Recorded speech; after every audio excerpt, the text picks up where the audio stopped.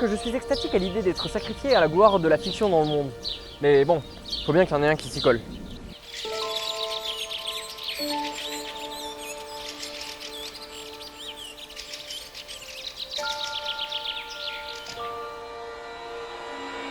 Bonjour, Sylvain. Je suis la divinité de la fiction originelle. Ok, on peut y aller pour le sacrifice parce que j'ai pas que ça à faire. Je vais passer un marché avec toi. J'accepte de ne pas te prendre en sacrifice si tu acceptes de réaliser des vidéos promouvant les œuvres de qualité sur Internet. Ok, bah de toute façon c'est ce qui était prévu. Générique. Ah non, attends, on en a pas. Bon bah c'est parti. Vous pouvez me détacher s'il vous plaît? Salut à tous, aujourd'hui nouvelle BD promouvant la production culturelle française, Roi Ours. Paru en 2015 aux éditions Delcourt, de la dessinatrice Moby Dick, Roi Ours est sa toute première bande dessinée. Et c'est selon moi un très bon début. Alors qu'est-ce que ça raconte ce Roi Ours? Eh bien, c'est l'histoire d'une tribu amérindienne dont la jeune fille du chaman, Xipil, est offerte en sacrifice à la déesse Caïman afin d'apaiser sa colère vis-à-vis d'une malédiction qu'elle leur a lancée dessus. Vient alors la délivrer le dieu ours, sauf que Xipil se retrouve alors rejeté de chez les humains. Le dieu ours lui propose alors de devenir sa femme. Mais alors qu'est-ce qui est bien dans cette œuvre? Vous connaissez la formule, on commence par les graphismes. Le dessin est très joli et assez détaillé.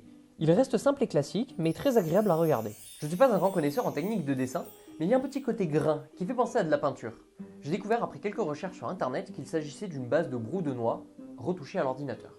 Dans certaines cases et certains dessins, on sent une légère inspiration nippone, dont se revendique l'auteur Moby Dick, avec comme principale référence Hayao Miyazaki. Roi Ours est un conte qui porte au travers de la base simple d'une histoire d'amour entre un dieu et une humaine un certain nombre de messages. Comme d'habitude, frileux des spoils, s'abstenir.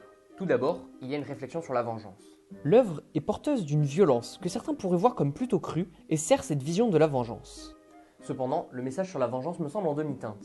En effet, Xipil se venge en sachant pertinemment à quelles conséquences elle s'expose. On constate alors les ravages de sa vengeance et de celle de la déesse Caïman par extension. Mais j'ai eu paradoxalement l'impression en lisant la fin de l'œuvre que cette vengeance lui a apporté une forme de paix intérieure, en la débarrassant de son douloureux passé pour pouvoir aller de l'avant. Avec, mais là c'est une interprétation de ma part, enfin comme toute cette chronique en fait, un supposé enfant qu'elle porterait qui représenterait son avenir vierge qu'elle va pouvoir écrire. De plus, je pense que l'on peut tout à fait y voir une libération de la femme. On passe d'une femme totalement passive, soumise à la loi des mâles, qui accepte d'être sacrifiée par les siens, d'être mariée à un dieu un peu à la va-vite sans qu'elle ne puisse vraiment y réfléchir, une femme dont on échange déjà son enfant à venir à son insu, etc., à une femme qui va consciemment faire des choix lourds de conséquences pour elle. Cependant, ce prisme de lecture pourrait être problématique au vu de la fin, car in fine, Xipil ne parvient pas à s'intégrer, ni chez les ours, ni chez les dieux. Mais le récit n'aurait peut-être pas été aussi intéressant si cela avait été le cas. C'est donc en quelque sorte un malencontreux pied de nez réalisé aux gens tatillons comme moi qui ont tendance à surinterpréter les récits. Enfin, il peut y être vu aussi un message sur la discrimination, avec une humaine qui doit s'intégrer au sein d'une tribu d'ours et plus globalement au sein de la société des divinités animales. D'ailleurs, j'ai lu dans une interview que le récit était initialement prévu en 2 tomes, mais que sur décision des éditeurs, cela ne s'était pas fait. Personnellement, je serais intéressé de voir ce qu'aurait pu donner cette version augmentée. Moby Dick, si tu m'entends.